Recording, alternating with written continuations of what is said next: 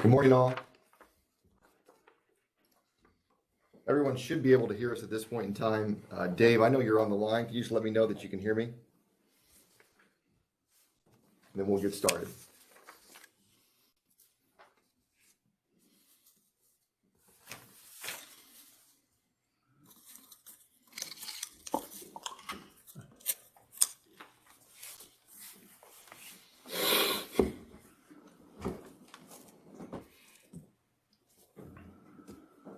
All right. Thank you, Linda. I appreciate it. Perfect. Well, hey, good morning, everybody. So this is our third, I think, webinar in person, or remotely, right? Yeah. Yeah.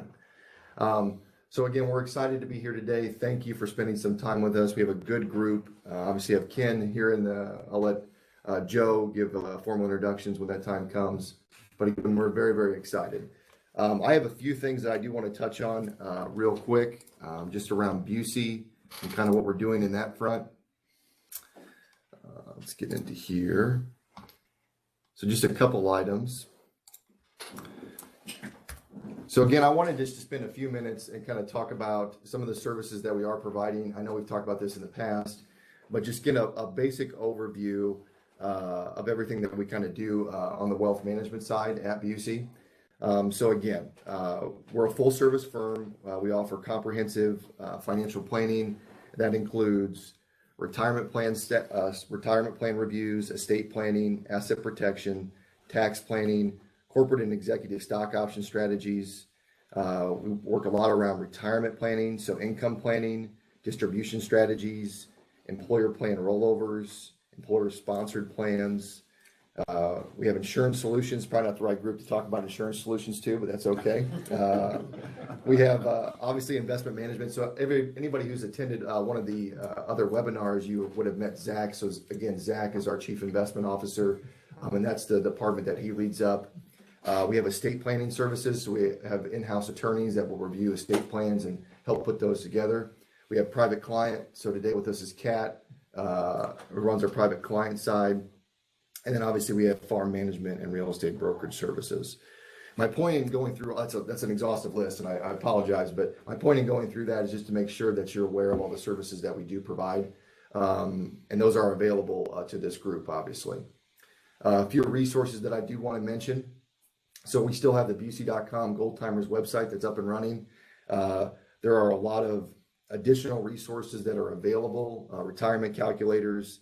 We had a lot of requests for the Message to My Loved Ones piece, so that PDF or that document that helps you organize your day-to-day, or your estate plan, I guess you could say, in that capacity. So that's available on the website.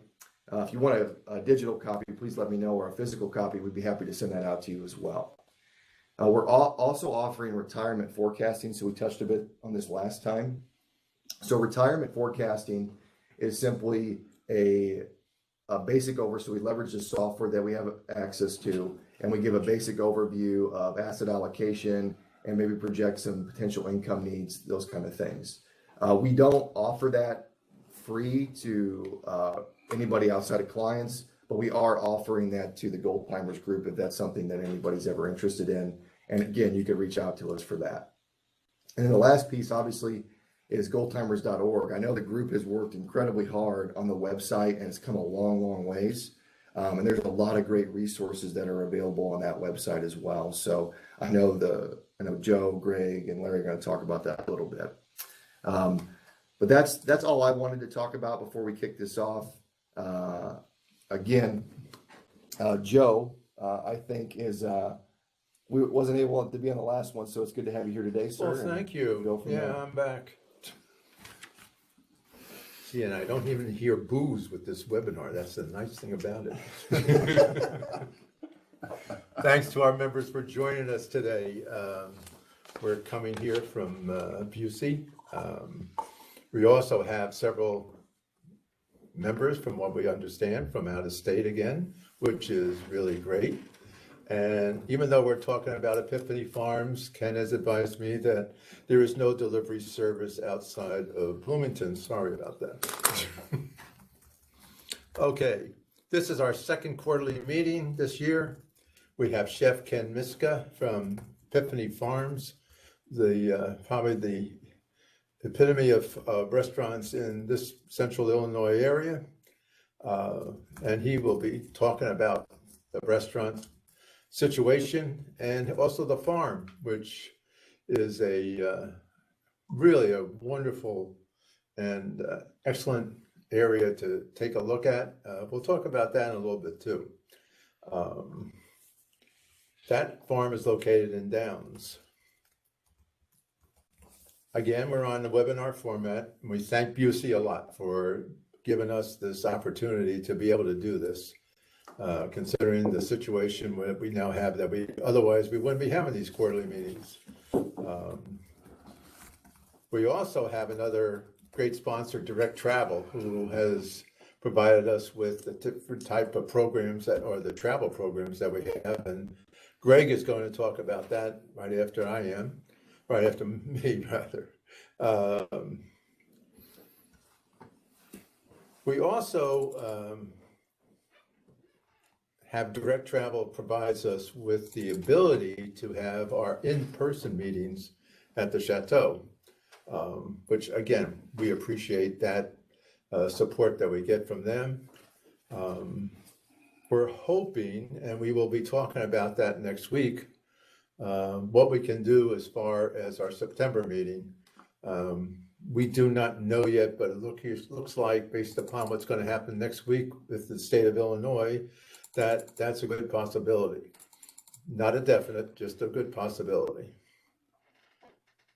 And so the coordination committee, which is active 10 of us, we have a meeting, usually once a month, and providing whatever programs we feel are good for the membership. And we're pretty proud of this committee, very hardworking. And we are able to meet in person again. Yay for the vaccine. And we're hoping that, you're also having the same reaction as far as getting vaccinated, which is going to help us bring in-person meetings again. I also would like to go over the website a little bit. Just take a few minutes to do that.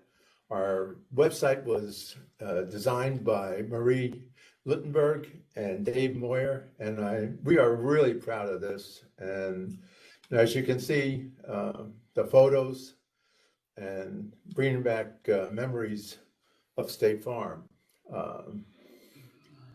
So we're pretty proud of it. I hope that you enjoy it. The other additional item that we have, and that is the new e-news, which is going out on a periodic basis based upon information that we can send to you through email. And it has gotten a great response. We now have 465 members on the list. And when I go through the website a little bit, you'll see that we can get to, and that's a copy of it there. But you can join by going out on the website. And again, when I get to that point, on the website itself, with our homepage, you can go down to highlighted events, and that's where you'll find new and timely items like quarterly meetings, signed up deadlines, and newly added items. And if you go, if we can go back to the top of the page, we have a field called events. And this one has our meetings, quarterly meetings, trips information that you can easily get to. And also is the e-news archives, where you're going to keep copies of those e-news emails, and you can obtain them by going out to that particular area whenever you want to. To go back into the events, you will see that there is a field for the e-news, and then you have on the right side of the home page, there is a sign up button. And very simple, very easy to do. Anybody has any problems with it, you can contact us on our email, which is in the contacts area.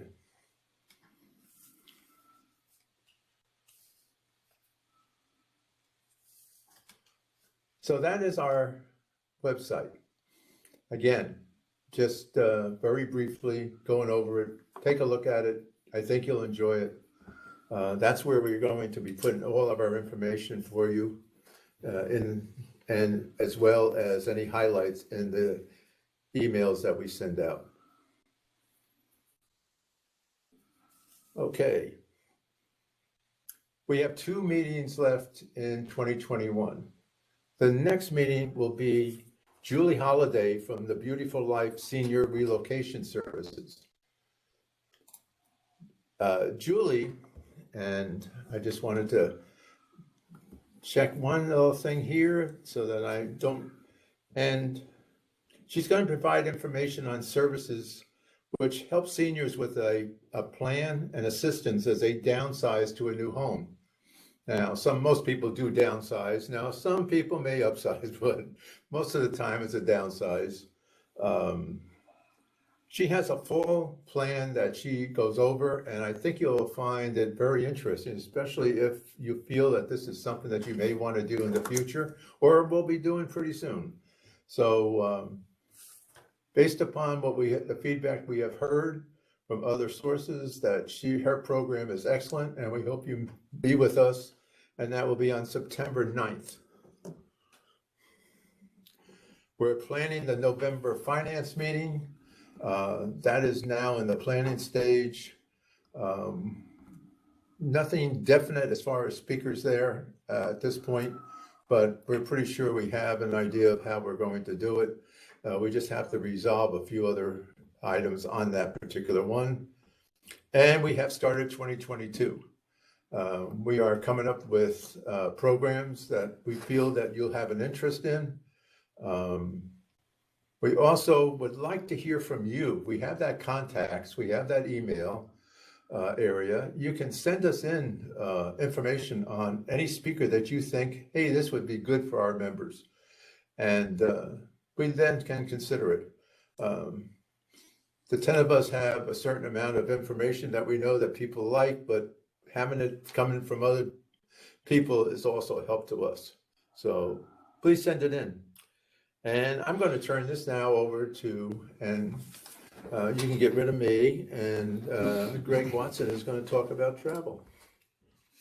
Okay, thank you. Are we going to show the? Yep, I got you. Okay. Yep, absolutely, yep. Great, you want to see direct travel trips? Yep, you got it. We'll just follow along there. You got it.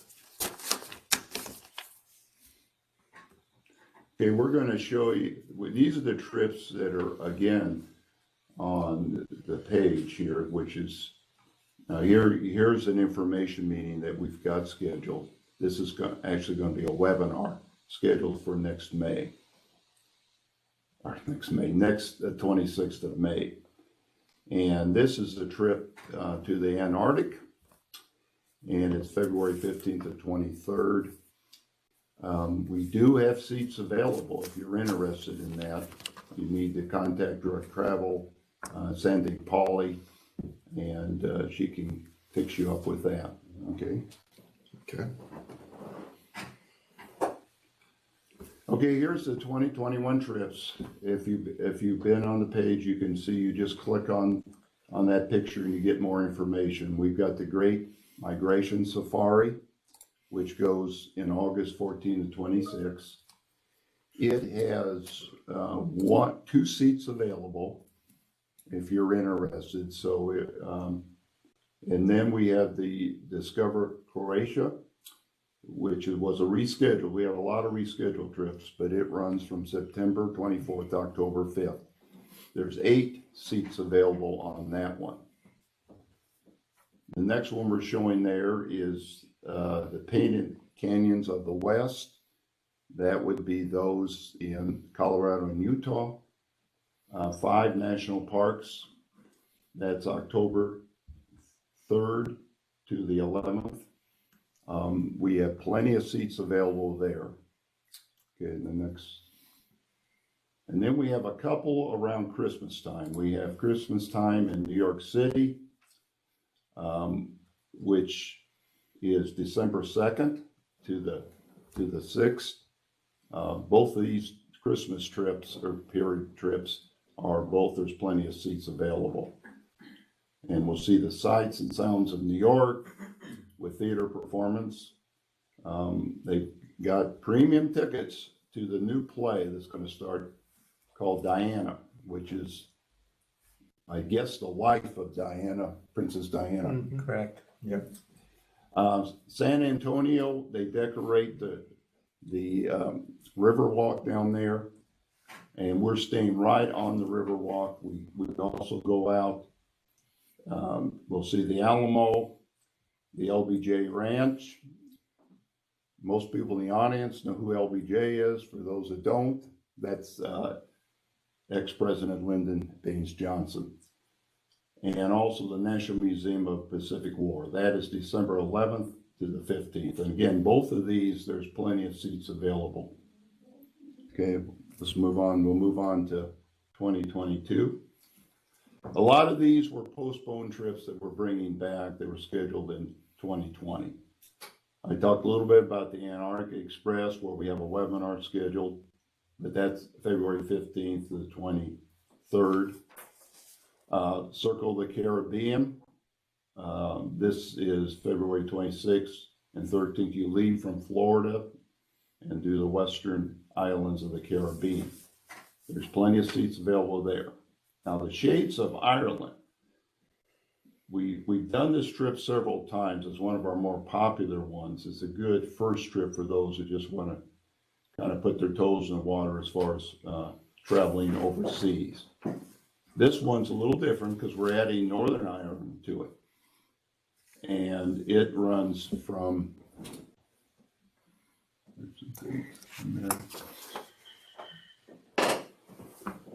okay, I've got it here. April 28th to May, I'm sorry, April 28th to May 10th. Okay, and then the next one. This is the Rhine River trip. This is one, if you're in Bloomington, you've heard about it. We're going with WJBC. This one is filled. There are a few of the more expensive cabins available. This will be a cruise down the Rhine River.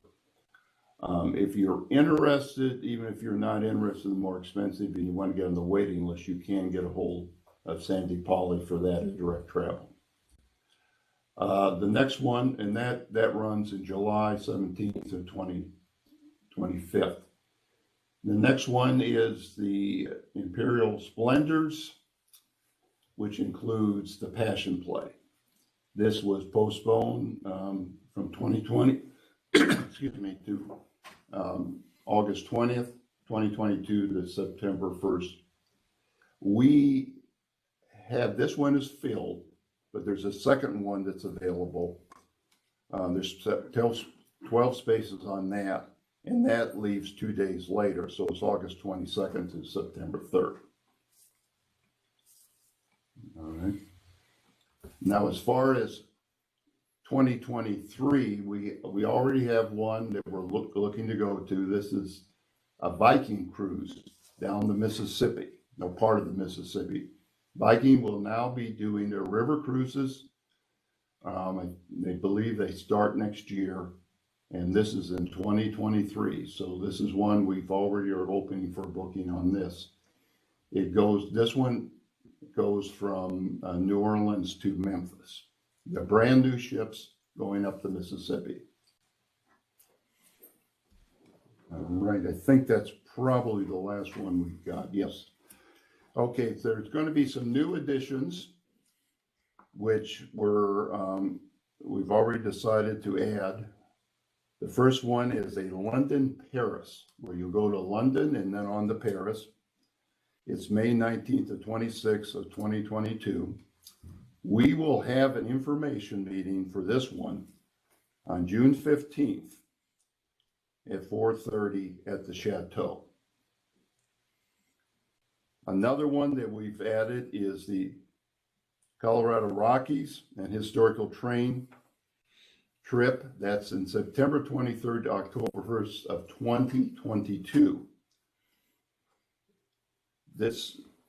And the third one that we've added is a Viking homeland ocean cruise of the Scandinavian, actually it's the Baltic Sea, where we start in Stockholm, Sweden. We work our way kind of around the Baltic Sea, including St. Petersburg, Berlin, and other sites, and then finish up in Norway. That will be July 1st to 16th of 2023. So these last three will be on our website very shortly. They should be included in the e-news, upcoming e-news. I would stress again to go on the website when we post them there, and also sign up for the e-news. And I'll kind of conclude with some items here. These trips are open to all retirees, active employees, and guests. You can, if you're living outside of Bloomington, all you have to do is contact Sandy Polly, because where you start will affect a little bit of the cost based on the airfare, either less or more, depending on where you start. And if you have any suggestions, we love to have suggestions. We're basing this on past experience and our view of where people want to travel. But if there's areas you'd be interested in, both domestic and foreign, please contact Larry Phillips, Tom Ellis, or myself. Okay, with that, I guess I'll turn it back to Joe. Yep. Okay, I lied, I'm back. I want to introduce our speaker today, Chef Ken Myszka from Downs. Ken has a passion for what he's involved in. All you have to do is talk to him, and it's just like you get excited just talking to him about the restaurants and the farm. He has been captivated by wanting to make people feel good, the joy of taking care of others.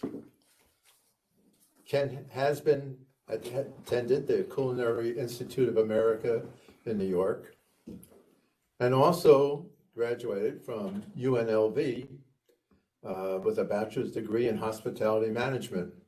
And he definitely has taken the books that he had from that school and put them to use.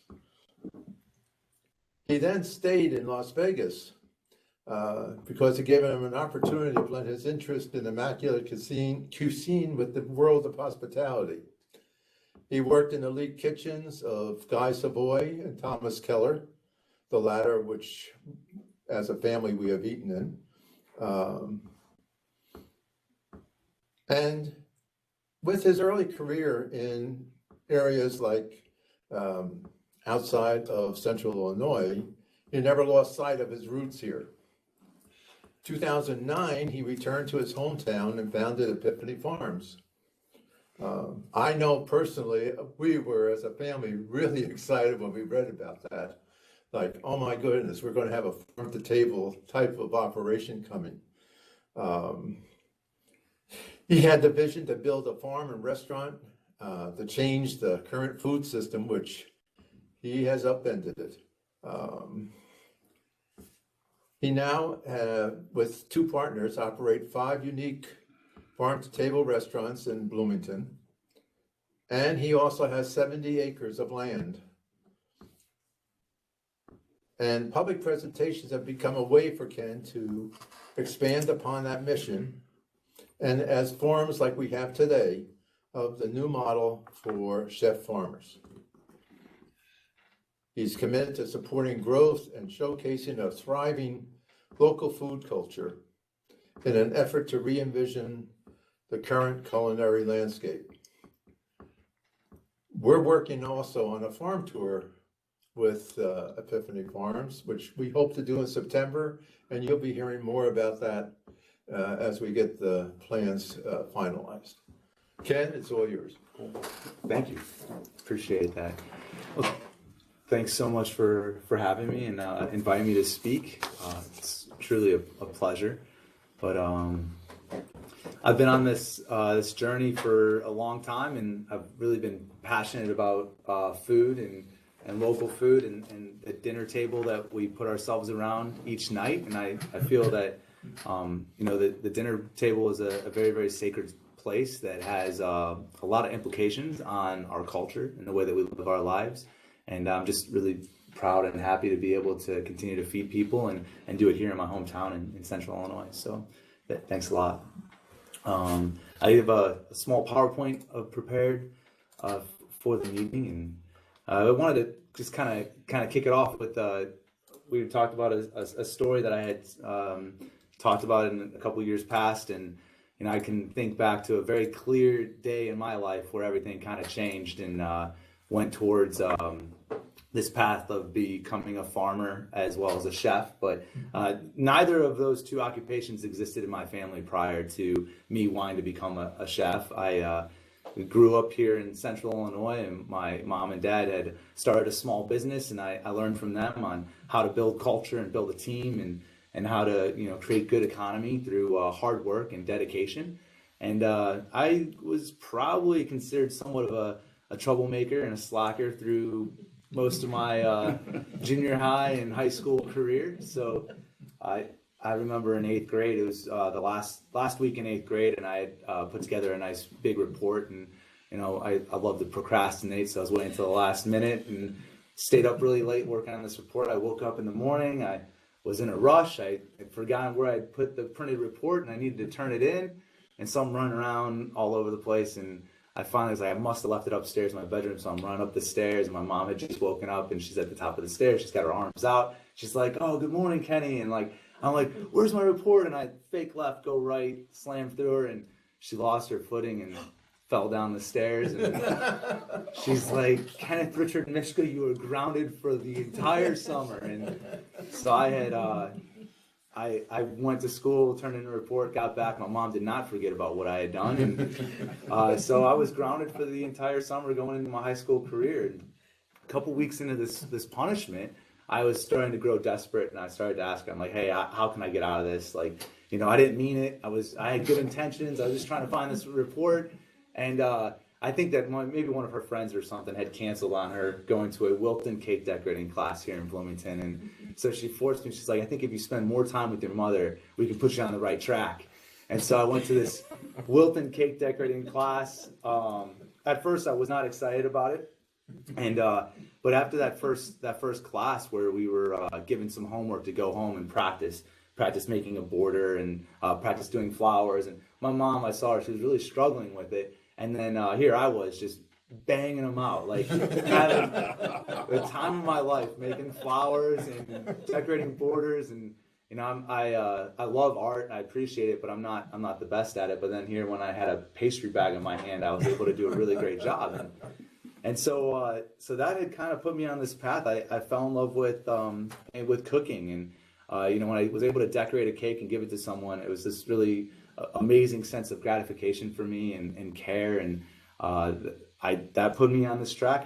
All my friends were future farmers of America, and here I was, a future homemaker of America, learning how to decorate cakes and sew pillows and make pajamas and things like that.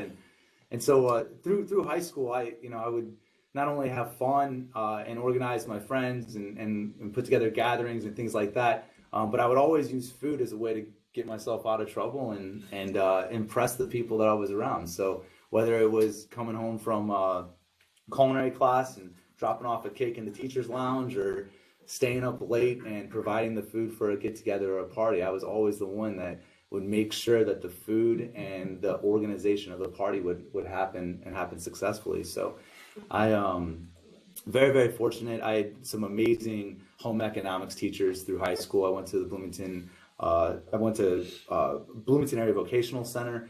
Started cooking there pretty intensely in my junior and senior year. I got my first culinary arts job at what's called the old Le Radish Rouge at the Jumers, which is now the Chateau. So I started cooking there when I was in a junior in high school.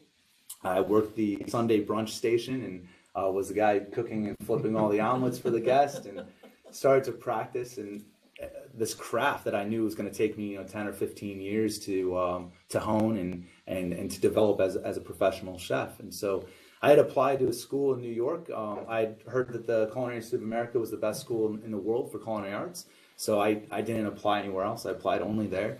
I didn't have the greatest grades in high school. I was pretty distracted and not as focused as I could have been. But once I found this craft and this profession, I really had honed in on what I wanted to do as a professional. And I loved a lot of the things about culinary arts, like the competitive aspect and the team building, coordinating everything and all the systems. And so that was really, really fun to me. I went to Culinary Institute of America in New York.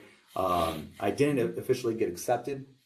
I was denied acceptance. I wrote them a letter. I asked them if there was a way that I could petition the decision. They said I could only do that in person. My mom was gracious enough to fly to New York with me and accompany me. I went into this meeting, this huge auditorium, and I can remember like it was yesterday. I just explained my passion and my goals as a person and what I wanted to accomplish. And based on that conversation, they accepted me into the school.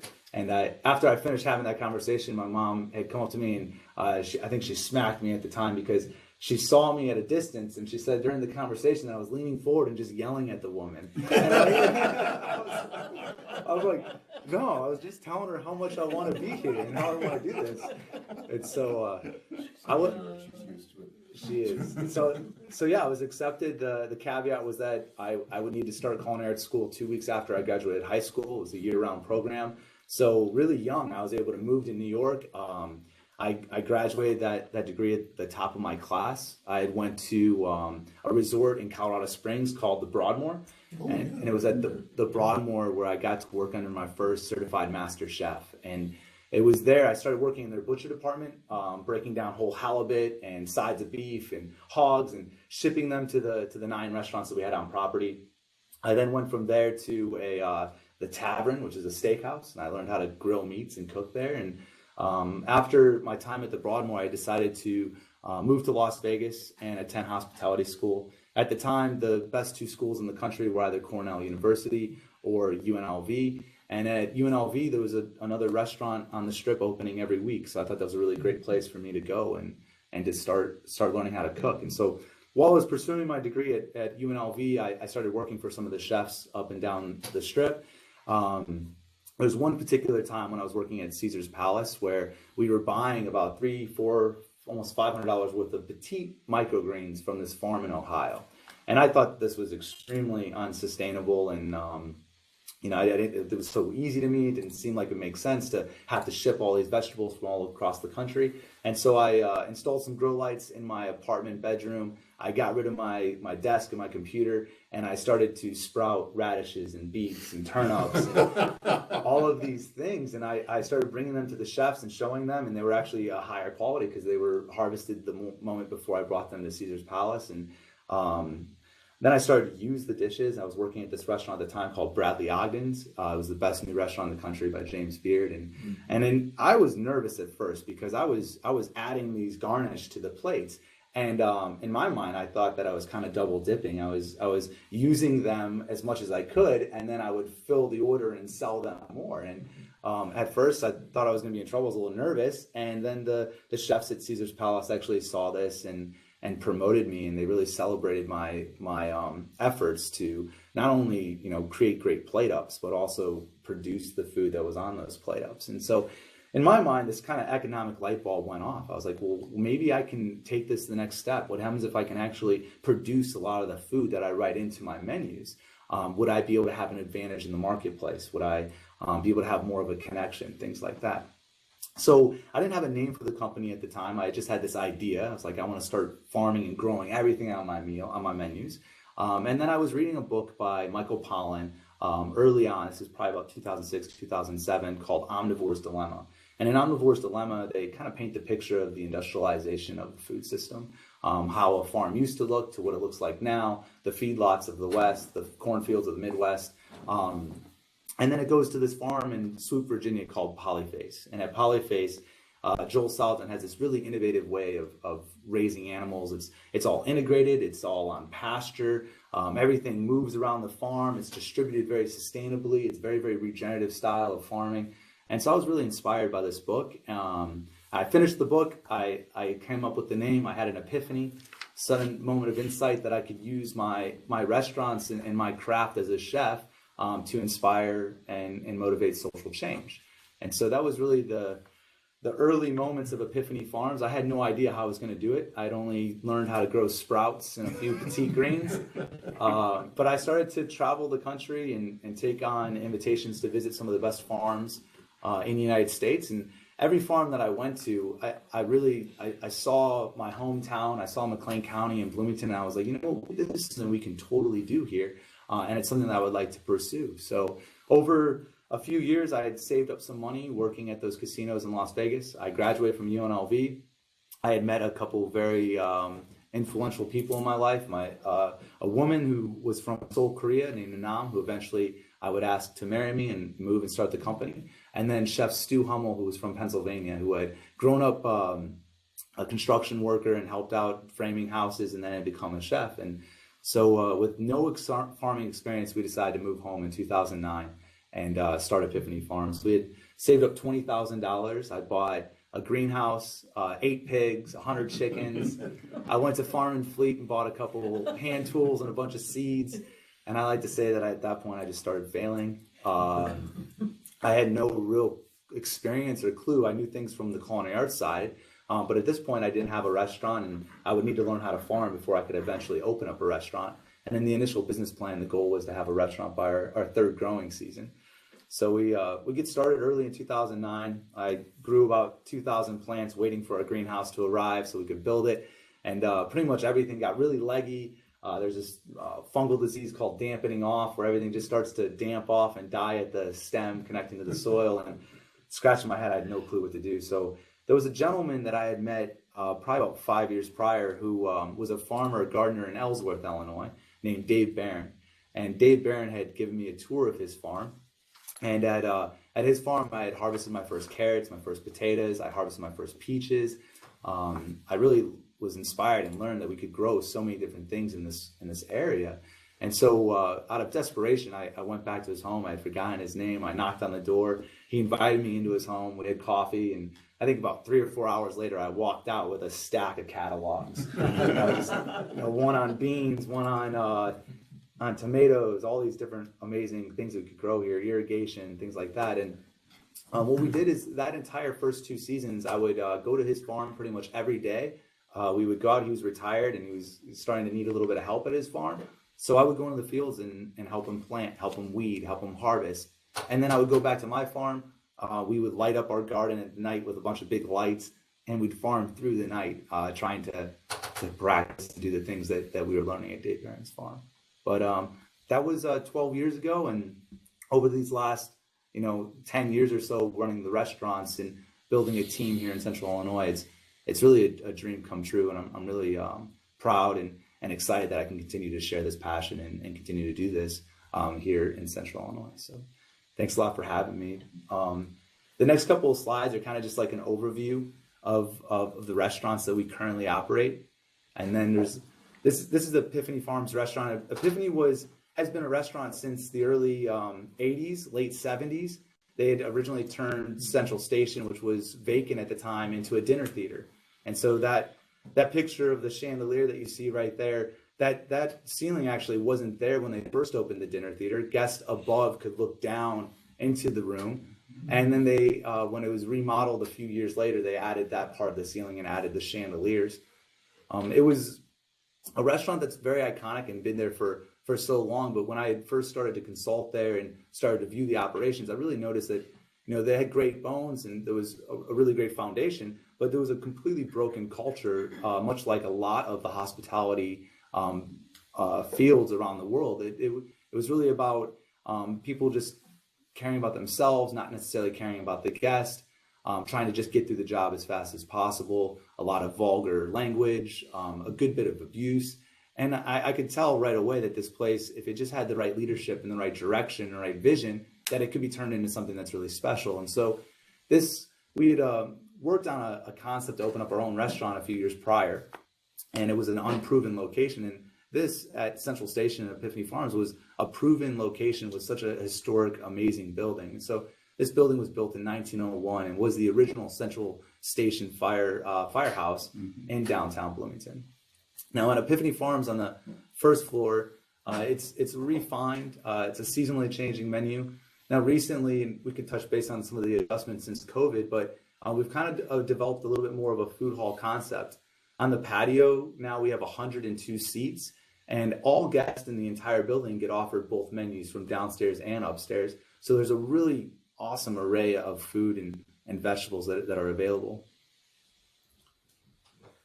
The food is inspired by some of the classic techniques of French cooking. That's kind of the backbone of a lot of modern gastronomy. But it is very Midwest. It's full of substance and flavor, nutrients, very colorful and bright, and a lot of different layers, lots of different types of garniture and unique things that can kind of touch the plate that tell a story and show the connection of the farm. We do raise all the pork, all the chicken, all the eggs, as well as most of the vegetables. And the gross purchase product, we're over 25%, which is a really, really big thing for us. But these restaurants are engineered so that we can get up to about 55% as our production and our farm continues to grow and handle more output. Anjou above, which was a bar and a nightclub called Bogies. My parents would get a babysitter for me and my brothers and sisters, and they would go and they would hang out here. It's a really cool space. Originally, it was the hay loft. It was where all the hay was stored to kick down to the stables that was in the kitchen. And so this bar was called the Loft when I first took it over. We only had a few employees, and we had a pool table, ping pong table, dartboards. We would finish our shift downstairs, go up to the bar, and we would always debate on if we were going to have a pizza restaurant or a sushi restaurant. And then after years of debate, we finally opened up both of them. So Anjou means bar snacks. So if you're in Korea, this is my wife's influence here, but when you're in Korea and you're at a bar, they might give you like the pretzels or popcorn or some really delicious, tasty snacks that go well with alcohol, and that's all called Anjou. And so this idea of Anjou was supposed to be a very light, casual, almost tapas affair. And Epiphany Farms had become very refined, but it wasn't very full. And so we were like, well, maybe we can engineer and create a concept that would be the exact opposite of Epiphany Farms. And it's funny how they've kind of grown to be one of the same, but upstairs is a completely different vibe. There's loud music. It's a little bit more hip. It feels like you're in Chicago or New York, and it's definitely kind of like a restaurant meets nightclub at this point. So we continue to press that and make it as exciting as possible. Anjou has there's 5 main things really. It's kind of interesting. It's a battle of a couple different cuisines. Sushi, pizza, ramen, wings, and donuts are the #1 sellers. It's open 7 days a week, and we're open now only for dinner. But like I said, Epiphany Farms and Anjou above menu are now combined and offered to all of the guests. Everything that we make is made from scratch. Everything is seasonally updated. There's no artificial ingredients, artificial coloring, anything like that. It's all very, very clean, wholesome, sustainable food. And that's really the main thing, is that it's as sustainable as possible. And we can talk about that in a little bit more. About 5 years ago, we had the opportunity to take over the old Lancaster's restaurant in downtown Bloomington. And Lancaster's had been an iconic restaurant for a nice, refined dining experience. And I think as we opened up Epiphany and started to gain more guests, Lancaster's really struggled in its final years. So when it sat vacant, we kind of jumped in on the opportunity to take it over. At first, it was just extra space for us to have a commissary kitchen.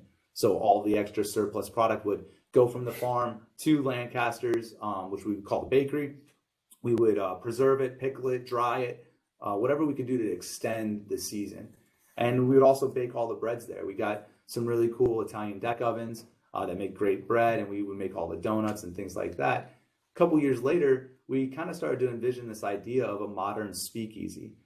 prohibition style, very fun, high end, high energy, hidden restaurant. And so when you walk up and down Main Street, downtown Bloomington, if you're not familiar with who we are and where we're at, you'll have no idea that this restaurant exists. It kind of looks like a closed antique shop with a bunch of trinkets on the wall. They're all glued to the wall, actually. And you find a book in the wall, which is a book by Escoffier, and what we say is you push it or you push beyond, and then you gain entrance into this really cool, cozy, hidden dining room. And this was open full time, but now we're just doing pop-ups there on Thursdays, and we have plans on having that restaurant open Thursday, Friday, and Saturday going forward. So there's a modern speakeasy, and then this is the newest property. We acquired Harmony 3 years ago. It was a restaurant that I always liked to go to called Takibana, and then it was called Hayashi.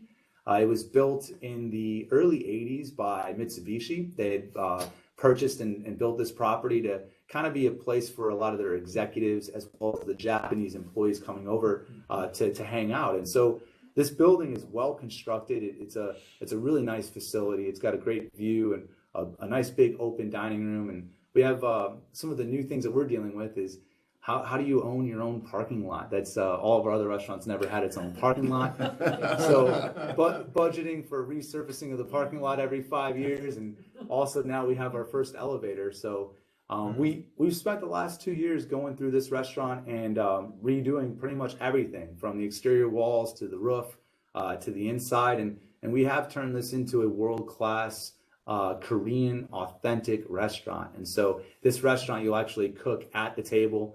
And there's a burner right in front of you, and harmony means grandmother. And so the idea of the harmony of the growing seasons, the ebbs and flows of the area, but it really is paying homage to the grandmother, my wife's mom, and their care for not only the gardens but also the family and the food.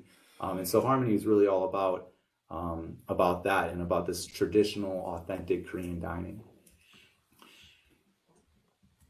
I think this is a couple of the shots of can you go back one slide? Yeah.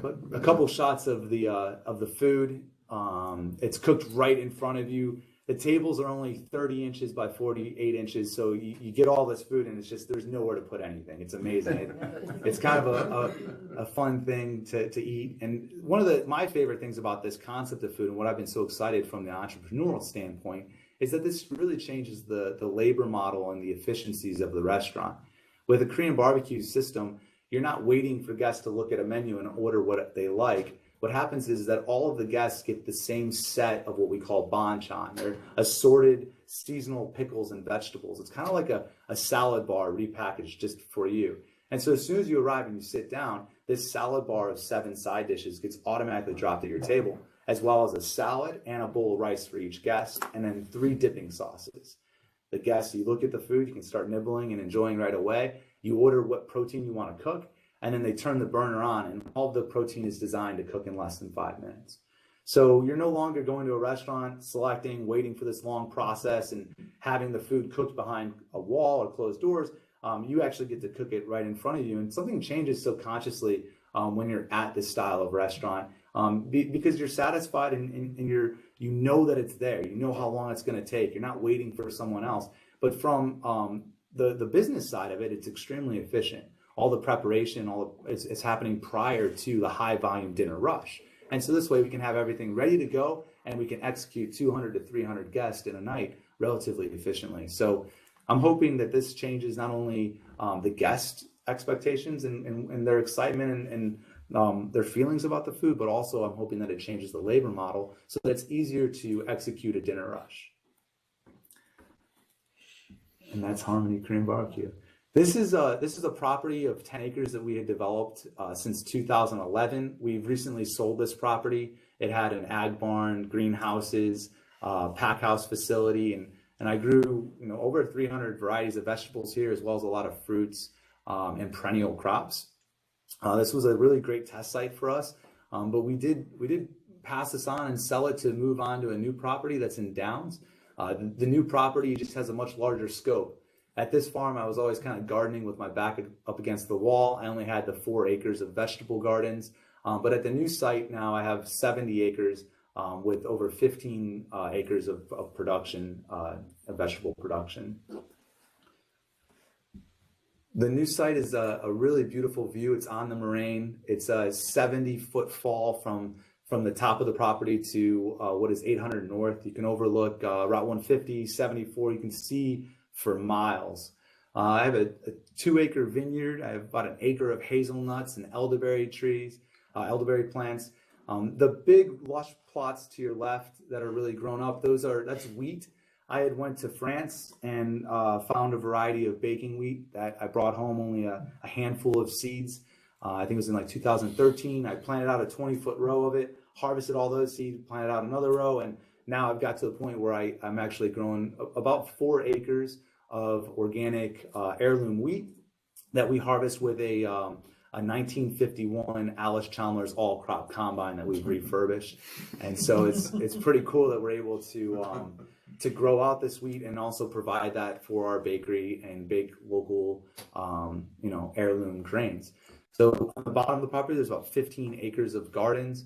Right now, there's a lot of infrastructure happening, a lot of capital investments when it comes to our pack house and wash facility. We're in the process of building 2 more greenhouses as well as another ag barn. And this is also the property where we do all of our composting. So all of the food waste, everything that we produce that it can be composted comes back to this site. It's mixed with wood chips. It composts for almost a year. And then that's the base of the fertility system. And so we're not buying conventional fertilizer. Everything is being produced on site. And it's just really about this like regenerative process of keeping the animals on the property, rotating things around, and being as sustainable as possible. And so that's the estate at Moraine View. The tours we start tours this Saturday, and we do tours every Saturday from 2 until 4 p.m. And it's a family, kid-friendly tour. So here's some of the pictures. We have an RV park with 600 laying hens that move around in the RVs. We move them around the property weekly. We raise 5,000 broiler chickens a year. And then we also have a very, very diverse mix of crops. One of the biggest challenges we have is raising food for the restaurant 52 weeks out of the year, even though we're in a climate that doesn't allow for that. So season extension, successional planting, and then also a lot of preservation techniques are needed in order to supply the restaurants with product year round. So in the last 20 years, as I've grown up in this industry, I see a lot of the food dollars going to different areas, and definitely not fine dining. Things are definitely becoming more casual and more affordable for diners. Out of all the developed nations in the world, America spends the least on food. We spend less than 10% of our income on food, and we value it very, very low when we think about it. I recently heard a person telling their child that, let's not waste our money on food. And I cannot disagree with that more. I think that if we decide to waste our money, not waste our money on food, then all we're going to do is prolong and allow for problems to persist. I think, a lot of the problems that we suffer from today are due to diet and due to a lack of nutrients in our diet. And has a lot to do with the fact that we have to pull economy and profit from our food production. And so very few people are making sure that the food has as much nutrients as it needs to be delicious and healthy for the people that are eating it. We're actually looking at the bottom line and giving it the bare minimum so that we can make profit off of the food. And I think that's a big problem in our world and in this country specifically. But a lot more of the food dollars being spent at grocery stores, gas stations, and very, very fast casual restaurants. So we are adjusting and providing a lot more casual fare, but we are trying our best to feed people directly and not allow people to get their meals from these other more traditional sites. And I think it has a lot to do with convenience. I think everyone's punched for time, and even myself, knowing everything about this industry and about food and health, it's very, very difficult to feed myself sustainably and healthy on the fly and on the go. So a lot of assessing the market. 2009, I didn't really understand what the market wanted, and it's kind of goes both ways. I've been pressing the market and trying to adopt new higher end techniques, but I'm also listening to the market and adjusting our offerings. Because if I don't listen to the market and offer things that they enjoy and want to eat, then we won't be able to survive. And so it goes both ways. And the menu is not as sustainable and regenerative or seasonal as I'd like it to be. But at the same time, it's really hard to change the menu all the time for our guests that want consistency. And so we do kind of go push and pull both ways, and continue to develop the menus as the market develops and grows. You can go to the next slide. Maybe. There we go. One of the issues is not only what does the market need and what can we grow, but what do we want to grow? And so we do change our crop mix every year. We grow over 300 different varieties. The hogs that we raise, we've brought heritage breeds from a lot of different farms in the Midwest, and we have our own breeding program. We raise a lot of the chickens, and also looking at the economy in a lot of ways. It needs to be sustainable, but also needs to be economically profitable. And that's really, really tough when you're competing with a global food market. And so constantly listening to our guests, lots of surveys, reaching out to our guests, but then also looking at our P&L and looking at the bottom line and tracking cost of production. It really influences what we decide to grow in the next season. And we do a big crop plan every January, and then I spend the first 6 months of the season really executing that crop plan to put us on the right track to be able to produce all the food for the restaurants. That picture on the bottom right is a picture of our kale.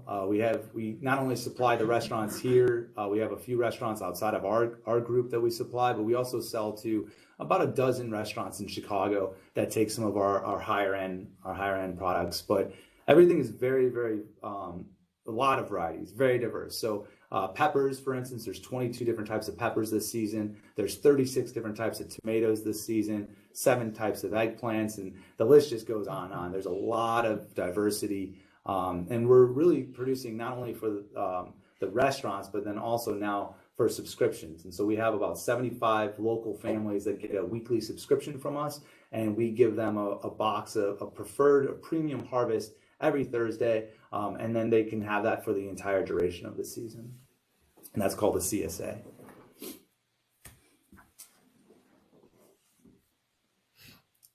Livestock. In the beginning, I went to an indoor hog facility, and I got some Yorkshire pigs, and I brought them outside, and I let them graze on grass and grow in the timber. And within a year, I was having a lot of issues with disease, a lot of pneumonia. I had a lot of problems, and what I realized was that the pigs that I had bought, they were not raised to live in the timber and on pasture like some of these heritage hogs had in the past. And so we actually went out and we found heritage producers that had been raising pigs on pasture and in timber their whole entire life, and we started to bring in different genetics of these heritage hogs. And since I brought in these different genetics, I've had 0 veterinarian bills. We do everything on property. We don't really mess with them too much. The main thing is giving them enough space and fresh land. Whenever we dry farm or lot farm where the animals are always on the same lot, we have a buildup of worms, viruses, bacteria. We also have an excess amount of ammonia and nitrogen. So by constantly rotating the animals, it solves a lot of these problems, as well as it distributes the nutrients evenly across the farm. And so anytime we have issues, a lot of times it goes back to how long they've been in that plot, and have they been moved and had fresh grass lately. And so even recently, I had some pigs that started to get a decent amount of lice, and I can do some preventive maintenance and I can do some organic control, but it's really easy just to keep them moving. And so we move the animals on a weekly basis and try to keep them on new plots that are clean and healthy. And then we give that land after that disturbance enough time to heal, so that then when we come back to it, it's actually healthier than it was when we first grazed it. Timing is really, really key in a lot of ways when it comes from weeding the garden, growing things, successional planting.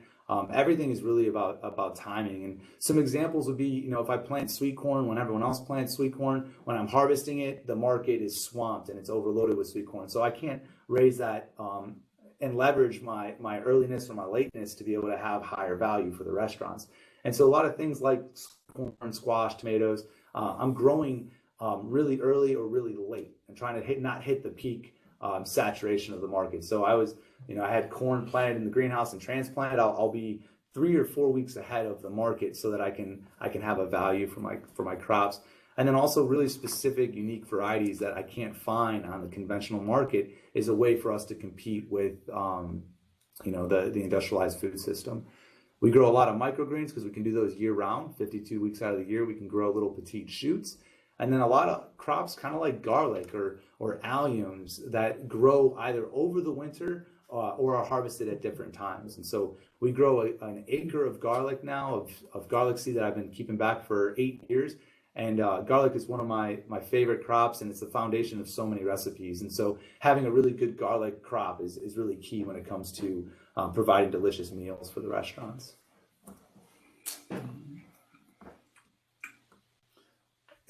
Adding value is also kind of key. If I grow just orange carrots, then I'm going to be competing with an orange carrot market that I can only get 60 cents for a pound of carrots when it costs me over $1 to produce. But if I grow red, yellow, purple, different varieties or different sizes, then I have something that has more value on the market and allows our product to stand out. Also, taking products that wouldn't traditionally be utilized and being able to utilize them and incorporate them into our cuisine. So for instance, garlic, I will cook at 140 degrees for 30 days, and it transforms from a bitter, harsh, spicy crop to something that's almost caramel-like. And it's really, really easy to digest and extremely healthy for you to eat. And so that's like black garlic. We tap a lot of the trees, not just maple and sugar maples, but also sycamore and black walnut. There's firewood that we can not only cook over, but we also turn it into charcoal and then roast the steaks over charcoal. And then we do a lot of preservation, ferments. We even make wine. We mill a lot of our own grains, and continue to just supply. We supply some breweries with a lot of products and collaborate with other local producers.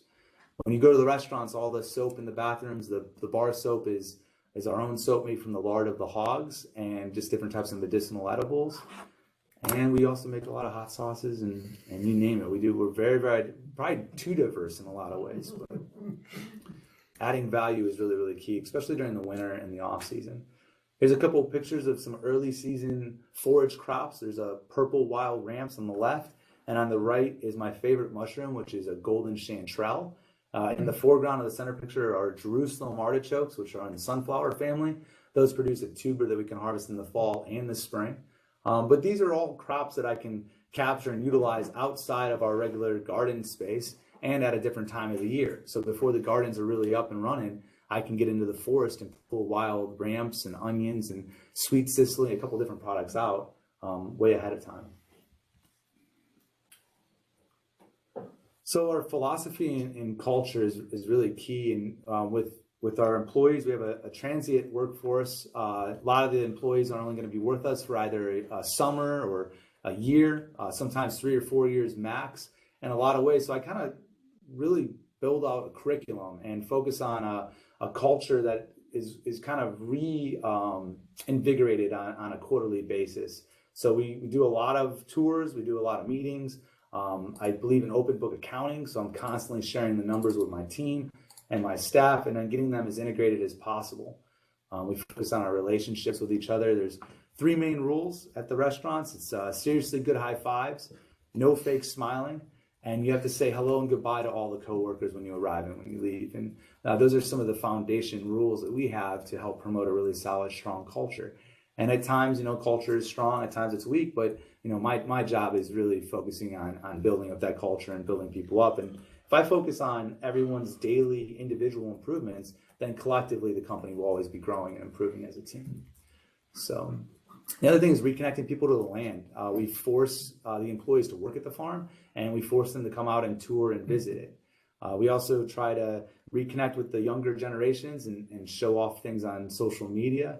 And we do value video content and education a lot. And so we're constantly capturing content. And we have Dylan, who's with us today, does a great job of capturing that and getting it out to the masses. This is one of my favorite quotes from Masanobu Fukuoka. It's a book called One Straw Revolution. It's a great read from a Japanese farmer who didn't do it the conventional way. And who outperformed and outcompeted a lot of the conventional farmers of his time. But he has this amazing quote: "The ultimate goal of farming is not the growing crops, but the cultivation and perfection of human beings." And this book is it's a quick read, but it's a very philosophical, informative book. And he coined a term that loosely translates to do nothing farming. And so he would plant seeds and trees, and he wouldn't do anything to them. He would just let them grow. And if they survived, and they did, and they would be plentiful. And he's got a really cool way of going about things. But he raised acres and acres of barley and rice without a tractor, and he did it by mixing the seeds with clay. And he would spread the clay balls, and they would germinate by themselves. And a really, really cool approach towards organic and regenerative farming. So we do a lot of tours. This season it's going to be every Saturday, but we also do tours for groups, fundraisers, students, just different types of associations.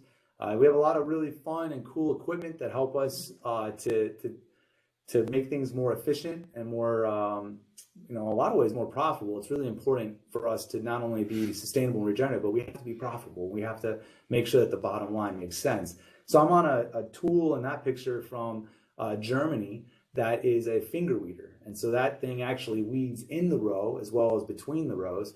And I've heard an agronomist tell me one time that, in the 50s and 60s, the American farmer went to the chemist, the European farmer went to the tool shed.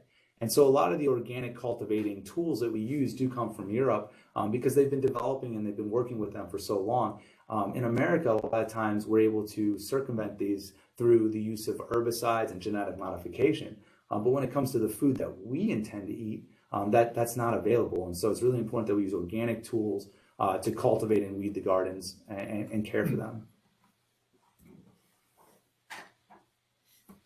This is just a quick thing. It doesn't matter what we do in the field. At the end of the day, a lot of the value comes from the pack house. And there's also a lot of pressure on us because we're not able to just write off the liability of our crops to some other business or be protected by an insurance plan. We are producing everything from seed until the plate. And so there's a lot of pressure on us to not only be clean and efficient, but also, to keep things very nice and tight and orderly. And so we do put a lot of effort into our pack house facility and using reusable containers, not eco-friendly packaging, things like that. But everything comes from the field, and we do call a lot of crops, but nothing's wasted. Everything either goes to animals or goes to the compost pile. And so in our system, there's literally is zero waste. I've never experienced a restaurant that takes it to the level that we do. Personally, the owners pick up the food waste every single day and bring it back to the farm and inspect it. And there's a really, really closed loop when it comes to the communication of how we're doing and how we're efficiently handling the food. Because food waste in not only the grocery industry as well as the restaurant industry is a huge problem globally. And I believe that our system solves a lot of that. We have our commissary kitchen. We're continuing to help with different startups and different incubators to encourage people to grow locally and do things. But we have a lot of food halls. We work with a lot of churches. And I do advocate for a lot of cottage food laws to allow people to produce their own crops and sell them at market. And so it's really important that we have more local production happening in Illinois and going direct to the consumer, not necessarily having to go through a big processing facility or a big distribution center. And so cottage food laws are something that we really care about. And then it's all about service and meeting the guest needs. Here's an assortment of some of the crops that we grow that probably be mid-season. During the CSA, we provide them with not only delivery and meal kits, but we provide them a lot of recipes, insight into the farm and how we grow things. And then this year we're planning on every other week actually cooking the harvest with our guests and showcasing them exactly how we would do it and how we cook. And we'll be doing that at the farmhouse in our R&D kitchen. So we're really, really excited about that. Sales, with business, it's all about what we sell, and we have to not only compete with the market of where we can get things, but we also have to expand our sales. So we do sell to other restaurants here in Bloomington as well as Chicago. But a lot of times what I'm doing is I'm trying to beat the broadline purveyors. The broadline purveyors like Cisco, PFG, they have this huge array of products and very, very affordable. They're very efficient. And so a lot of times it's even hard for me to beat them in a lot of ways. And so, for instance, if they have a sales rep that meets with my sous chefs and they're meeting them twice a week, then they're going to be able to slide in things like herbs and kale, things like that. So a lot of times I'm actually paying attention to that relationship and tracking the food that we buy from other purveyors to then adjust the crop plan and kind of beat them at their own game. So we're constantly looking at what we're buying from other purveyors and adding that to our crop mix. And then I think really about, community outreach, being transparent, that's really key for us. So people can actually meet us, know what we're about. I'm able to spread the word and offer internships and apprenticeship opportunities. But this is something that's been really key for our success, I think, in the last 12 years, has been have a transparent model of business and not not hiding it, but getting out there and actually sharing it with different groups of interest. So that's the overview of Epiphany Farms. So Very impressive. thank you. A lot of, so real quick, before we get into the Q&A, a lot of comments coming in just saying, hey, we've eaten at a lot of your restaurants and they really enjoy it. So a lot of positive feedback in that regard. So very cool to see. Ken, I've heard in spirit of full disclosure, I've heard your presentation a few times, but every time I hear you make a presentation, I'm more and more impressed with you as a person and how you run your business. And maybe a lot of people tuned in wondering, well, how interesting could a presentation like this be about restaurants and the chef? I think you've explained very well how broad-based you are as a person, as an entrepreneur, as a chef. I mean, it's amazing to see all the different levels and intricacies of what you do. I also know that you have a very deliberate business plan. And I think it's interesting. First of all, I think we're very fortunate to have you and your talents here in town. I think there aren't many towns our size that have this level of expertise and thoughtfulness that goes into to serving the public.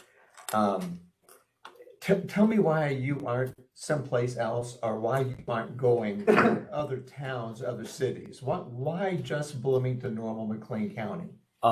That's a good question. I think that when I saw the food trends happening and I was going to other regions of the country, I kind of saw a local food movement already underway, like Berkeley, California, different areas that were more forward thinking when it comes to cuisine, like California. But I don't know, I felt like I could have the biggest impact by coming back to McLean County and trying to inspire and educate my family and the community that I grew up in.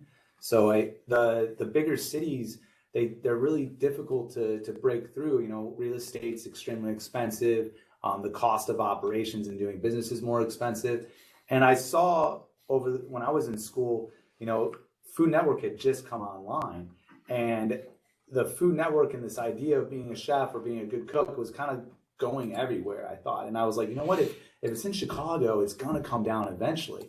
Well, maybe if I set up shop and I get ahead in a smaller market, then I will be ahead of the curve and I can establish a good foundation. And, I was really lucky because I'm not just renting my property, we're purchasing these buildings. We have partners and lenders. I don't necessarily have investors. I haven't sold any equity of the company yet. And so that wouldn't have been possible if I was in a larger market like Chicago or St. Louis. And my main business strategy was, if I spend 10 to 15 years building the concept and building out as much as I can, then maybe I could have higher stock evaluations down the road to then alleviate some of the debt strains. So right now I'm continuing these next 2 years to continue to build it out so that someday I can offer equity to investors to allow us to not have that burden of the debt and the interest that we currently have. Interesting. I know COVID has just been devastating to a lot of businesses and to the hospitality industry, especially, it would seem. And one of the words that seems to have been almost created by COVID is pivot. Oh, I hate that word. Everybody needs that, and I kind of hate it too. But tell me how you have pivoted and benefited or learned from what COVID has done. I loved that word in the beginning. I really did. I think that it was just It brings up there was social distancing and Right, put on right. your mask and that kind of stuff, right? Yeah, so I think the first couple of months, a big group of restaurateurs is getting together in Chicago just a couple of days before the lockdowns in Illinois, and the whole group unanimously said that it'll never happen. Like there's no way they're going to lock down restaurants, and and then they did, and so it was a shocker for me. That's for sure. We were running about 208 employees, I think, that last payroll before the lockdown, and then I ended up over a course of 3 weeks laying off 167 people. So that was really intense. But luckily we were able to keep on our core team. I have no qualms with the PPP, especially in our industry. It was a savior. I don't think that we would be in business today if we didn't receive the PPP money. And so, my wife and my administrative team doing their due diligence to, get some grants and get the lending and get the forgiveness through PPP was actually really, really critical. It was nice from a restarting standpoint. I think when you're running with that many employees, I had never led a company with 200 employees previous. And so it was kind of my first time. And my theory was that I'm not going to get good at running a company of 200 if I don't have a company of 200. So I figured, well, maybe I'm doing a bad job, but at least I'm doing it. But now since COVID, we're down to about 100 and probably about 30, 125 right now. And it's nice because we have a second chance at it. I was able to kind of rebuild and look at our onboarding and look at our policies and our facility. And we didn't stop. We kept on working. We kept on investing. We improved a lot of our systems, and we got back to the basics, which was working together with our team and the ideology of our company. And so now I think from an ideology standpoint and a culture standpoint, we're way stronger than we were before COVID. And the demand for our restaurants and our brand, I think, is stronger. It has a similar sense to 2008 after the financial crisis or the recession. It was people were like, oh, I want to get off the grid. I want to grow my own garden. I want to go home. And now we see that again. And so I think that this is probably good for us in the long run. I don't think there's any time to dwell on the negatives of it. But I'm happy and I'm optimistic. But we did have to change everything, and it was very emotionally difficult for me because of our product isn't designed to be in a to-go box, and so that was really hard for me to already be kind of pressing the limits of what people expect to pay for a meal, and then not changing that and slamming it into a to-go box and then delivering it 20 minutes later. Those expectations are really hard to exceed, and so I think that was difficult. But now it feels good. It feels like we're coming back, and I'm excited to continue to build my team and excited for the future. But it has been quite the disruption. That's for sure. But I think we'll be better off because of it, and probably the whole world hopefully will be better off because of it. You mentioned the future. What does your future look like? Oh man, I have had dreams of pursuing outside of this market. I tested running a restaurant in Springfield for a little while, and I think with myself and having my family and my 3 kids, I'd like to stay here and refine the system. I don't necessarily have plans of opening more restaurants at this moment. I'd like to just get the restaurants up to where they can be, more of a world-class example of how restaurants should be ran. We don't have a PR firm. We don't have a big, marketing arm. We're really just doing it through word of mouth and being who we are. But I'd really like to see some more recognition when it comes from the food world with what my team has been able to accomplish. Mm-hmm. And so I'd like to focus on that over the next 5 to 10 years. After that, I think once my kids are in college, I do see myself expanding and taking our philosophy and our techniques to other markets. And hopefully other parts of the world that could use it more than us. So rather than Bloomingtonians driving to Peoria or Chicago for a great meal, we expect those folks to start coming here for great meals. Yeah, and matter of fact, I mean, they do. You wouldn't believe when I survey our dining rooms how far people drive to come to our restaurants. And it's funny because sometimes I think that your local market is the more intense. It's harder to impress the locals than it is out of town guests. But out of town guests all the time come, and there's Michelin stars are something I've always been fond of, and I have a goal and dream someday of owning and having Michelin stars. But the key thing with a great Michelin star restaurant, if you have 1 star, then you're one of the best in the region that you're at. If you have 2 stars and you're traveling somewhere, then you should definitely stop on your way at this one location. That's the true sense of a 2-star. And then a 3-star is that you should build and design your vacation around going to that restaurant. I'm not going to say we're at 3-star level yet, but we're definitely on our way to 2. And there's people from all over the country that adjust their travel plans to stop by. That's and great. That's really fun and cool for us. It is kind of funny, and just to add to that, when my son and I walk out the door and all of a sudden he goes, "Oh, hey, how are you?" It's one of his teachers from Geneva, Illinois, coming to Anjou. Interesting. Yeah, we're blessed. People are coming from all over. Brett, do we have any questions coming in from the I have one. troops? Well, yeah, we have a few. But yeah, Joe, go ahead, please. The street dining downtown Bloomington, it was just a great atmosphere this past year. We enjoyed it a lot.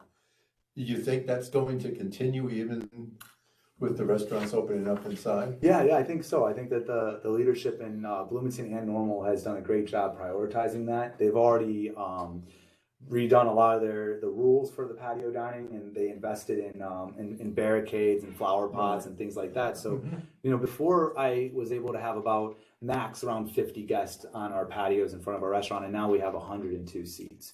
And that's I see expanded patios at almost all of the downtown locations. And so that's been really cool, and it feels like like France or something, like you're in Paris, and I just don't know if that style of dining is really embedded in us just yet. Like if you're in Paris and it's chilly, let's just say it's like high 70s or high 50s or low 60s, everyone's still dining outside. Yeah. Whereas here it's like no, I can't sit here, I need to go inside.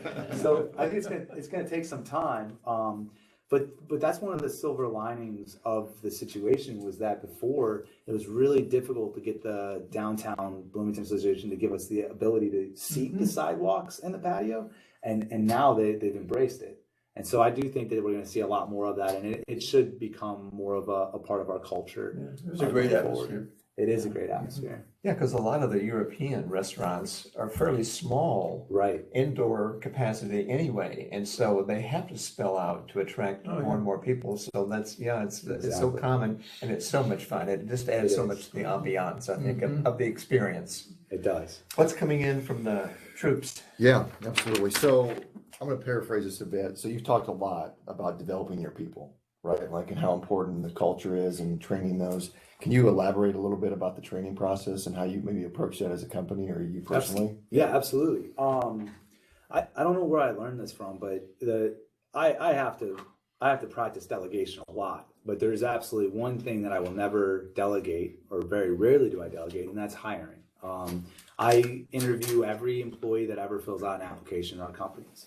I don't judge a book by its cover. I do it in a group setting. All the applicants from every week come to a group interview. They sit down with either myself or Chef Stu or my wife Nana, and we let them go through. And I'm looking at a couple of things. One is their spotlight and what they're interested in. That's key. What their personal goals are and what past experiences they have. But for the most part, I take the opportunity to tell them the ideology and the expectations firsthand in the beginning. And then I'm able to listen to my leadership and listen to the issues that we're struggling with, and then use my new employees to solve those cultural problems or those issues or those barriers.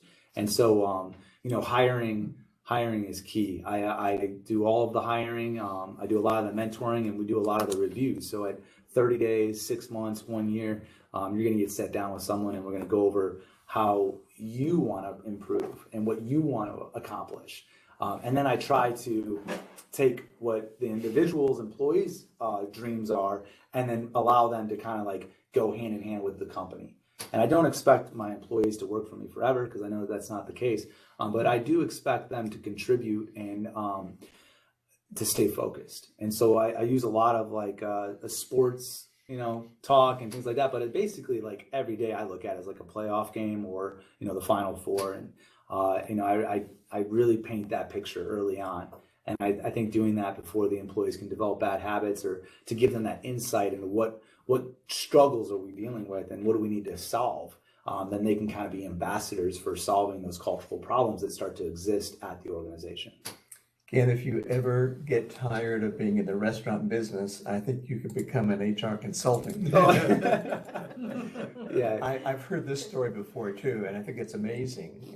But yet you see the key component of building a team, and it starts in the very beginning. it does. It does. Not many people want to work as hard as you do. It's amazing what you are involved in, but it looks like you've really got the key things pegged pretty clearly. It's pretty easy though. I mean, I'm not the one that's coordinating it. I'm not setting up the meetings. I don't have to filter the applications. I just need to show up for an hour and a half. And so I think, as an executive, as a CEO, when I put that hat on, it's, if I only have, 50, 60 hours in a work week, then I need to make sure that I put myself in the right spot to have the biggest amount of impact. And so if I put myself at the restaurant, earlier in the morning, maybe I can have a certain type of impact. But if I put myself at the restaurant at 3:30, then I can have another type of impact. So it kind of depends on the observed attributes of the business and what needs to be worked on at that time. And that's my job. I need to put myself in that place. Yeah. You're leading by example. Trying to. You're showing people what it is you expect by what it is you do. And that's very much easier to follow and understand when you're setting that kind of pace and that kind of example. I think one of the biggest issues is, so in restaurants and hospitality, there's a couple different types of operations. You got your mom and pop organization, right? But you also have amenity restaurants, whether we're at a big resort and we're a restaurant, or we have big time investors that are investing in that restaurant to have an amenity for their business networking and things like that. But with us, we're really in a very competitive, difficult industry. And we don't have a lot of investments. We're not an amenity. And so we have to be real tight, and we have to keep our labor controlled. We have to keep our cost of goods controlled. And so I need to inform everyone of that and let them know what the score is on a daily basis, and giving them the tools and the information that they need. We don't dictate a lot of the things. We allow people to have a lot of freedoms in our restaurants, and we allow them to act how they want to act, but they need to have the tools and they need to have the information. If I tell a cook that I'd like you to prepare a family meal, which is what we do every day at all of our organizations, we have a family meal at 3:00 where we prepare a meal and everyone can eat at it. But if I tell a cook that you need to prepare a family meal, and then I expect them to prepare a family meal in a very economic, reasonable amount, well then, if they're going up to the vinegar shelf, for instance, and they need to add a little bit of acid, so they either need sherry or balsamic or rice wine or apple cider or distilled vinegar, they could pick something off the shelf that's 3 cents an ounce, 8 cents an ounce, or 80 cents an ounce. But if they don't have that information, then how can they produce an economic meal that's affordable and is within line? And so that's really my thing, is just making sure that they have the information and making sure that they're paying attention to the right thing. So That's cool. that's key. Well said. We are approaching our witching hour, I think. Is there anything that needs to be added to this conversation before I close us off? Nothing on my end there. Joe, Greg, Yep. you're all good? We're all good. Brett, you're all good? No, like always, I know we've had multiple conversations at this point, but we appreciate it. It's been great to serve the group and be a part of the group. We look forward to continued meetings. A lot more to come. Yeah, great. Ken, we can't thank you enough for taking time out of your very busy schedule to come and share your story. I think it's a fascinating story, and I think the depth to which you are doing what you're doing and the benefit it brings to our community is just remarkable.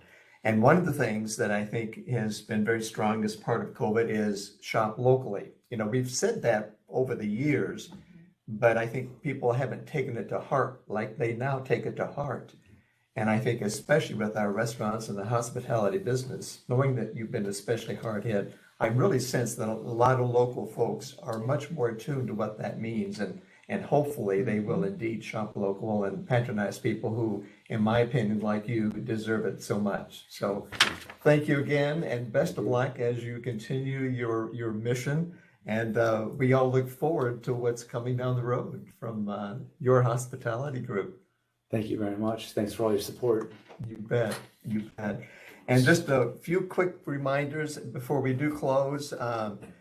Just a reminder to keep the website in mind, goldtimers.org. That's where all the information, the latest information is available on what we're doing, what we're about to do, whether it's travel or quarterly meetings or whatever. So please go there. And I really encourage you to consider the email sign up. But back in the day when State Farm supported this a little bit more clearly, they pushed out emails to all of us to remind us what was new and to go to the website. That hasn't happened for a while, but it's happening now. And so I really encourage you, if you'd like that information pushed out to you, please sign up for those email notifications. Larry? Yes. One thing I would like to add to that is Yeah. that Mary Bowman, who was on our committee, was a big, this is her baby, and she did an excellent job in creating it and getting it out. So we appreciate that immensely. She really has, and I think that's just one example of how far we've come in recent years. And I think a lot of people thought that when State Farm stopped supporting us, that might even be the end of our organization. I was one of those who thought about that for a while. And then along comes Direct Travel and Busey Bank in the form of Brett, and we actually have more opportunities to do things that we're doing, new opportunities, old things that we're doing better. And this is an example of that, of how we've really grown when we've been more independent. So it is funny how sometimes pivoting does work. We weren't excited about pivoting when we got kicked out of State Farm, so to speak, but that has worked out well for us. So thank you to Direct Travel and to Busey Bank for that. As Joe mentioned, we have the next 2 quarterly meetings set for September 9 and November 11. More information coming about what topics and what speakers are there, so watch the website for that especially. And I, for one, hope that we are back in person. This has been wonderful for Busey to host our webinars. It's kept us alive and in touch, but I think there's something about in-person meetings and socialization that is very valuable for our group. So we're hoping that will work out to go back to in-person meetings. So with that said, it's been a delightful, informative day. Brett, thank you again for all that you've done for us. And with that said, we'll sign off and say, see you next time. Adios. Thanks all. Ken, you're an amazing young man. Wow.